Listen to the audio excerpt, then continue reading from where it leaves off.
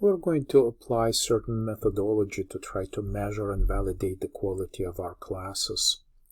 So ideas of abstraction, such as primitiveness, completeness, sufficiency of information, can be measured.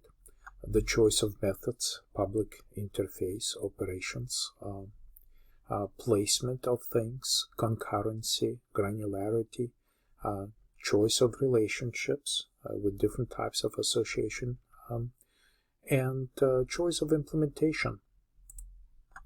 So abstraction basically involves things such as coupling of related entities, data attributes, operations. Cohesion is like we want to identify parts of the system which we haven't been decided yet whether they should be separate objects or separate components or whatever. And this cohesion basically brings the information together, so we finally decide to make this information part of the same object.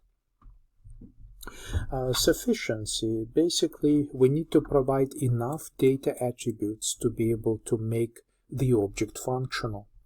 So that is closely related to completeness. And at the same time, we don't want to overdo things and just keep things as primitive as possible, as simple as possible, so that it's a great measurement for quality, because the object becomes more maintainable, more extensible, more adaptable in various situations. And so these are really good qualities. So the coupling here measures the level of intermodule dependence. Okay, so the coupling represents strengths of the forces external to the module, pulling it towards other modules. So for us, these forces are logical as opposed to physical. Essentially, we need to be able to, as we mentioned already, we rarely design one class in isolation. Typically, we design multiple classes at the same time, and we see what kind of relationships may exist between them, like this.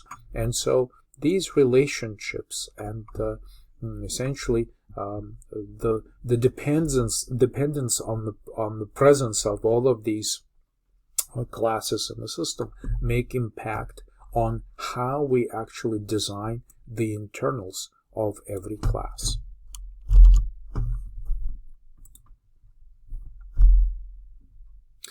So another very similar measure is cohesion, which measures the strength of intermodule relationships. And module here largely refers to a class, right? So a class is an incredibly nice example of a modularized system design, and also a separate entity in computer memory. So cohesion represents the strengths of forces internal to the module holding it together. And so again, this is a logical type of relationship as opposed to physical. So we need to capture all necessary characteristics of an object. That's just one of the responsibilities when we try to analyze the use case requirements and be able to come up with the quality objects. So this, of course, is kind of specific to our problem domain. So because some attributes may be not important and unnecessary in one context and absolutely required in a different context.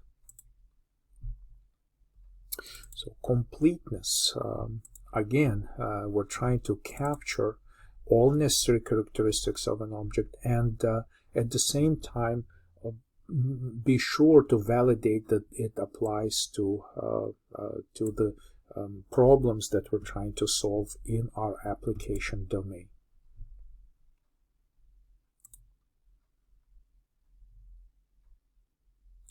So for the sake of primitiveness, we can already understand that primitiveness is anytime we can uncomplicate something, make something simpler than it appears at the beginning when we're just trying to process the information in the use case descriptions. One of the very serious responsibilities for us is to provide only the operations requiring the access to its implementation. That also largely applies to user interface design. You need to provide only the necessary operations instead of being overly concerned about non-essential operations. Additional features can always be added to the object which originates as primitive, substantial, and primitive. So placement of methods in the class should reflect the distribution of the responsibilities among the classes. What may help here is that sometimes if you have a set of data attributes, okay, so you just basically recognize objects, data attributes. So these are all sorts of attributes. You can just kind of like horizontally place them like this. And then you can place a list of recognizable operations, methods, processes in a vertical type of arrangement. And in this kind of like a spreadsheet organization, you can then begin to identify which operations may need to access certain pieces of data. And so this kind of arrangement could clarify that these data attributes and this operation should belong to a certain object, right? So this type of analysis, basically a spreadsheet-like analysis, may bring these attributes for you, clarify that you probably are going to have these attributes right here in your object, and this operation to be part of your object as well.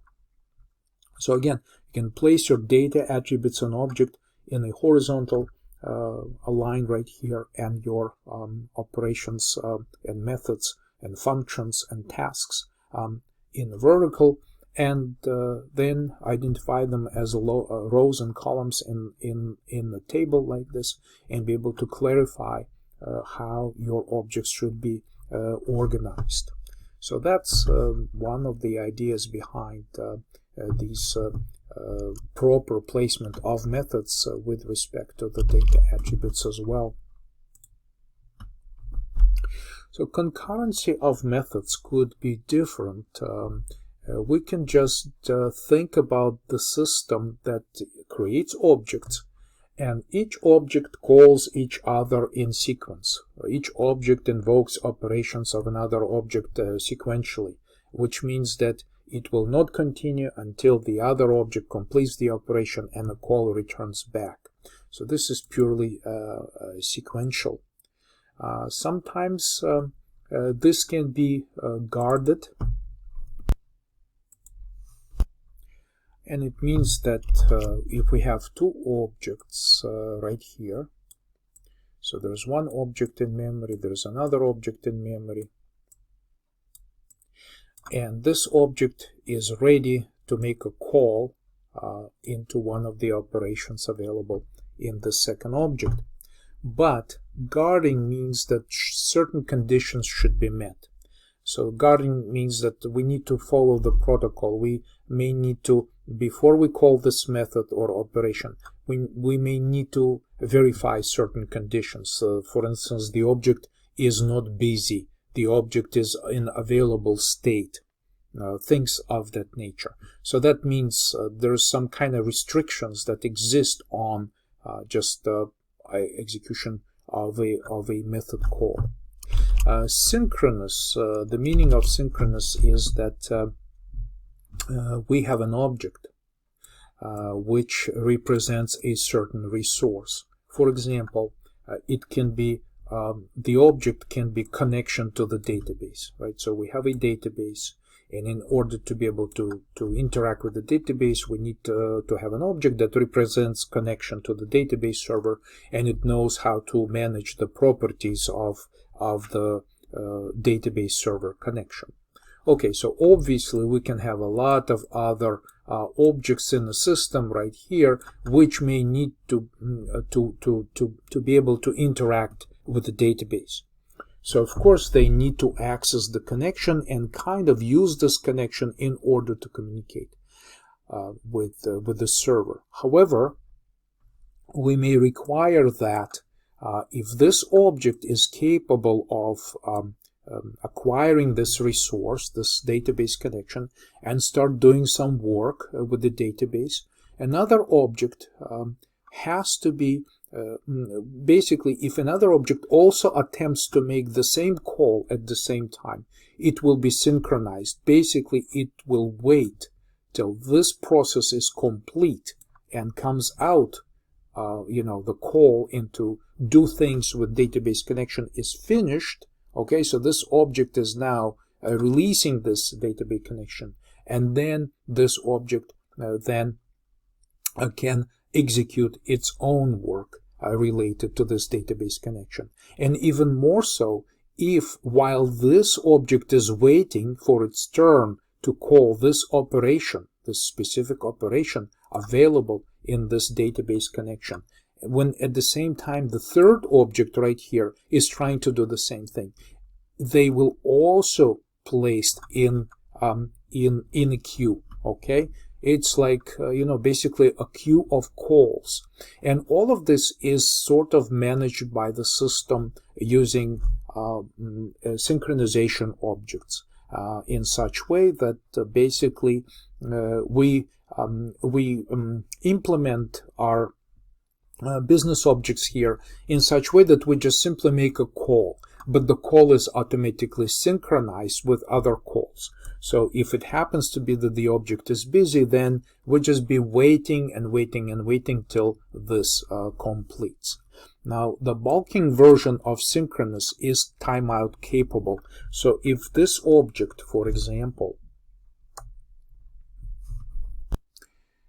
will wait in the queue for the call to complete only a certain amount of time. So after a certain interval, it'll just say, okay, I no longer want to wait. I'll just continue to do whatever I want to do with the rest of my agenda. Okay, so that's the idea of bulking. Basically, if there is a wait for a synchronized call into a method, we just provide one of the method parameters is the timeout interval, and timeout interval will make this call come back prematurely and report back to the object that this operation really did not even proceed because it just timed out.